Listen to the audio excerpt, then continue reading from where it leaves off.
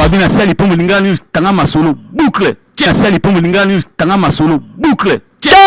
Association oyo babengi DIMAF penza na le 8 mars oyo balobi te biso awa penza ezali mwa mama biso awa tokosala musala epai ya ye moko président penza Tumba oyo balobi président penza yene ya DIMAF oyo penza apesi ba mama pe courage ya kosala musala oyo kolakisaki DIMAF boya bosoto boya penza salite bolanda vraiment ndenge babandaki kosala musala awa na kati ya Matonge quartier Matonge na avenue Jolu bolanda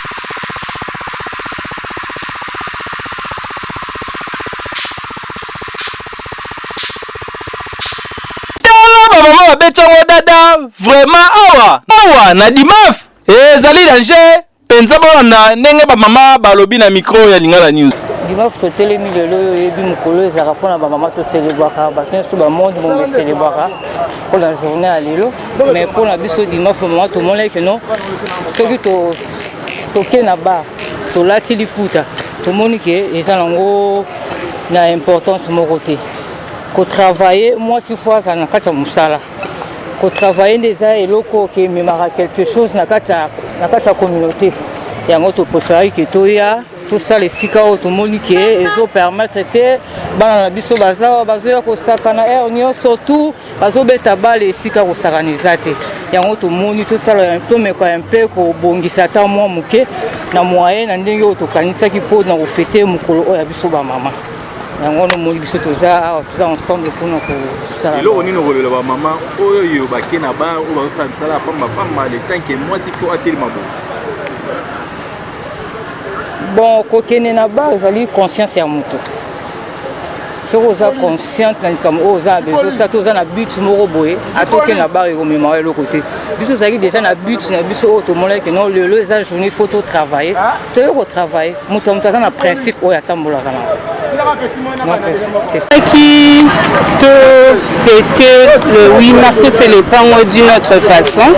Et tout comme ça qui te met à Kobomisa avenue Nabiso et comme qui est un peu impraticable pour nos véhicules.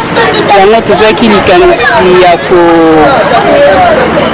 pour dégager la saleté de façon que ni tout cas les camarades. C'était un peu ça notre idée pour célébrer le journal et l'eau.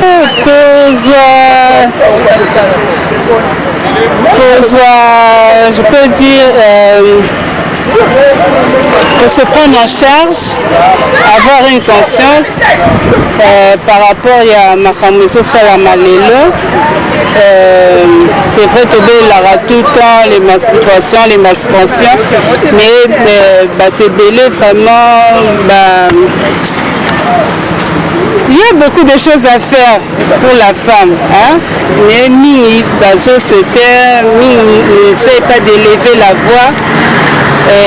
Belepe bazana kobanga pona côté les mains kobonsa moi makambo belé na société c'est un peu ça voilà biso na DIMAF to moni pona na Jolu awawa balende ko bwakisa fulu awa fulu ezalaki awa salité komaki honorable Mike Kabasele ayaki ko bala bato wana ke babwaka susu ba fulu na bango te mais si tango tikalaki moi salité le journal les amis le 8 mars on biso ba mama DIMAF to bito ya kosala salongo na Jolu awa pona kolongola salité oyo ezali jeune fille ezali nango eza malamu eza mabete mais bozala na mwa misala ya kosalaka pona mboka na biso ekende liboso ole ya kotambolaka eza na tina moko te bonjour ndeko le journaliste ngami ya lobato je crois que président déjà épinglé ma modèle et le bezala ki DIMAF lelo ibali ba mama na biso ba sa salon sika nzele ba ki robeka bana na biso tellement bana ko ta bale lelo na balabala vraiment na poto ya plus tant moi na zonga ndako ou malaria tout ça tout le côté toi saigner moi environnement na biso on senga ka na ba kondia kalamu ba notable ya kalamu ba tsa biso maboko DIMAF eza pona ba tunyonso a notable ya kalamu ba tsa maboko bon moko président azanga tete vraiment bana dimaf nyonso bolanda ndenge président alobeli penza le 8 mars 2024 kaka ndenge ekozala bolanda. Biso Dynamique Matonge famille. D'abord je commencerai par me présenter. Je rappelle le nom de Gigi Ntumbaka Lomo, président de Dynamique Matonge famille. Pour les intimes, M. Ben Nantier, M. Toukali. Donc, tout ça la cadre de la Dynamique Matonge famille. Après, on va dire Dynamique Matonge famille. Le message chaque le 8 mars pour célébrer la journée Yango. Biso on a ancien dimanche pour célébrer autrement. Il y aura fêtité, il y aura un thème donc exploitera pour célébrer le journée de maman Bayaka la développer et les Carabons. Mais pour aller où tout le monde a que tout ça associé à contraindre de quelqu'un. Contraindre Matonge. Précisément Matonge 3. Degré, il y a le bébé à compter la bise et comme on s'est dit pourquoi ne pas on s'attaque quelque chose. Le 8 mars, vraiment la bise va se retrouver. Au lieu de la Tamaputa, au lieu de festoyer, au lieu de ça, mais tout ça, la même chose, la première bonus. Attaque contre la bise. Il y a un bonus, il y a tout se retrouver dans la catégorie. On sait comment il a été amoureux de développement avancé. Oyo Batou, vraiment. Comment il peut être amoureux de solo, le mot rotané, donc, la maman a dit que le 8 mars, il y a Tamaputa, il y a un salon de la contre la banque pour les forme.